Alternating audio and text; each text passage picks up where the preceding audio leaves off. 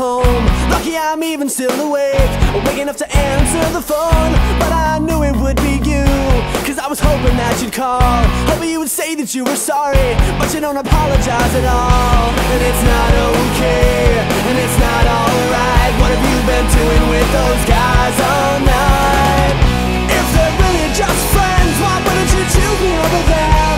Please don't do this again. Try to give the space and each end up walking all over me. Please don't do this to me. Oh no, please don't do this to me. Call me in the middle of the night, so drunk you're ready to pass out, telling me I had a great time, except for that hour you blacked out. Now you're surprised that I'm pissed. You think I'm acting all tough. I think you're acting like